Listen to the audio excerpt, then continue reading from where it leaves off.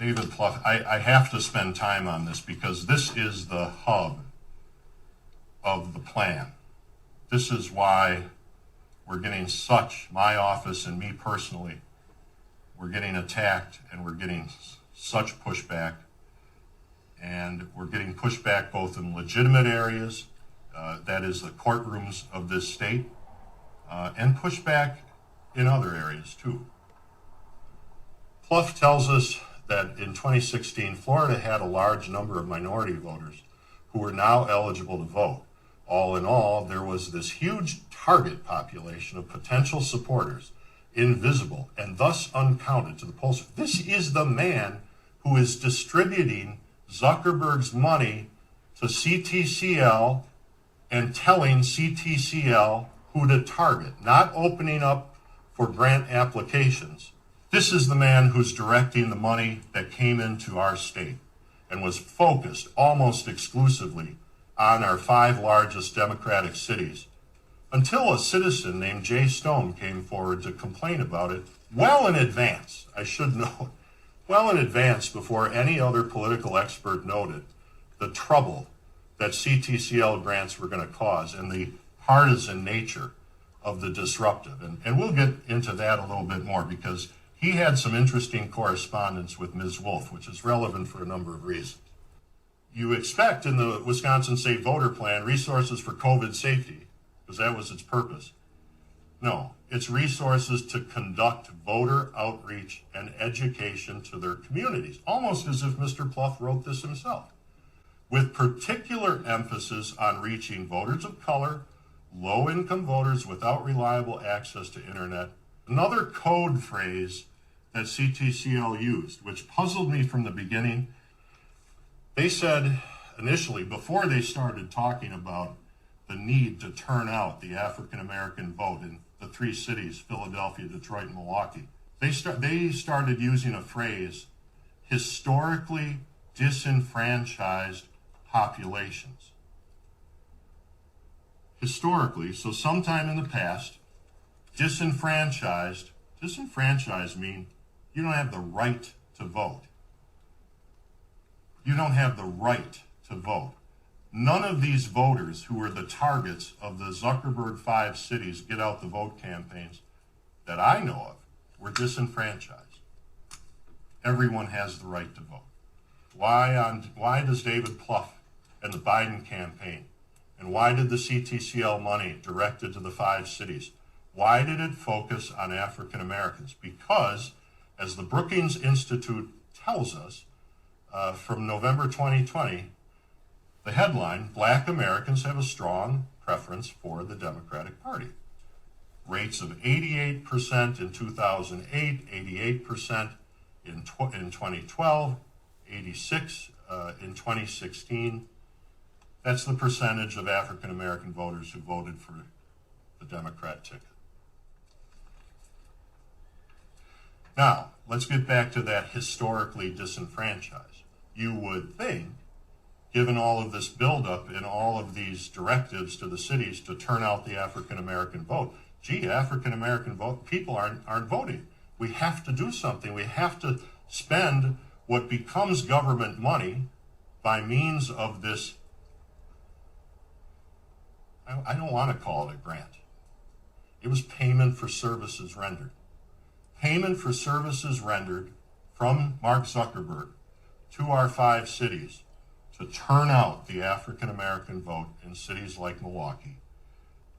The inference we're supposed to draw from that, Madam Chair, the inference we're supposed to draw, African Americans don't vote, and special accommodations must be made for them, which didn't sound right to me from the beginning, because I don't believe there's anything about any part of African Americans or any other individuals that prevents them from voting, and the polling data sure backs that up. African Americans, according to the headline, have among the highest turnout rates in past presidential elections. The Guardian in 2019 tells us black people don't, quote, black people don't vote is not based in data, Though they are only 13% of the U.S. population, black voters are among the most stable voting bloc in politics. The Brookings Institute in November 2020, and 2020, meaning the high African American turnout, is not an anomaly. Black voters have long pulled their weight relative to other racial groups. So this need, this so-called purported need to get people to vote, I want you to bear with me just for, this is under a minute, but this is very telling because it goes to the central cause for why the CTCL money was directed to the cities for the purpose of turning out the African American vote. I want to ask you about your I don't know if you saw, well, I saw the day that the news report broke that Amy Klobuchar was being vetted, and a lot of people on social media, they're not too happy about that. And it's because they want your running mate to be a black woman. I don't know if you saw the op-ed in the Washington Post by some of the leading black women voices in this country, and they feel since black women are such a loyal voting bloc, and black people saved your political life in the primaries this year, they have things they want from you, and one of them is a black woman running mate. What do you say to them? What I say to them is that I'm not acknowledging anybody who is being considered, but I guarantee you there are multiple black women being considered. Multiple. Well, Thank you so much. That's really our time. I apologize. You can't do that to black media. I can't do that to white media and black media because my wife has to go on at 6 o'clock. Okay. I'm in trouble. Listen, you got to come see us when you come to New York, VP Biden. I will. It's a long way until November. We got more questions.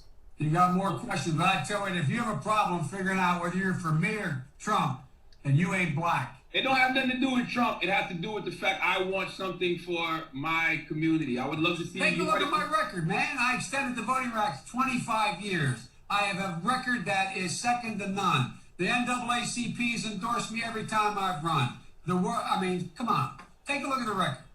I have no objection.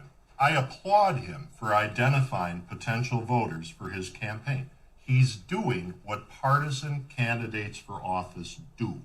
He's identifying his likely voter base, and he is giving all of his reasons.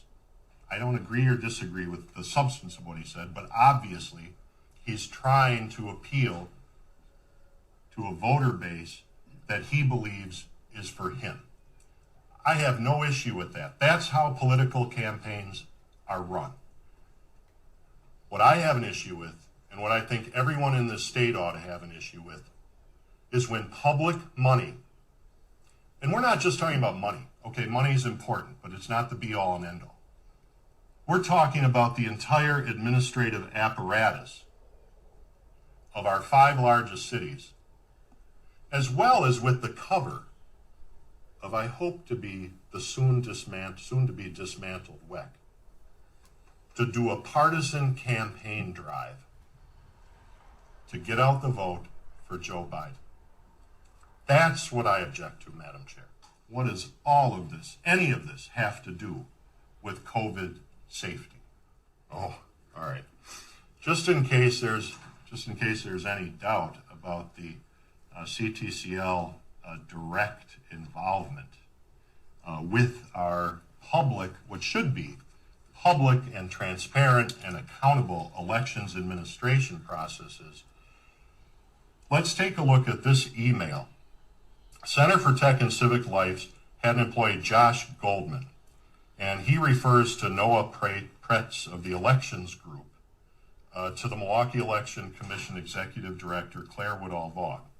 Goldman's stated intention is to embed a middle management employee inside the Milwaukee Election Commission. That is a step, I hope you agree with me because I believe it, and I think most of my fellow citizens believe it. That's a step too far. Josh writes, in last week's call, you mentioned an interest in adding middle management staff capacity. Noah Perrin from the Elections Group, one of the CTCL corporate partners, has a lead on an experienced elections staffer that could potentially embed with your staff. This is a public office. embed with your staff at the Milwaukee Elections Commission in a matter of days and fill that kind of role.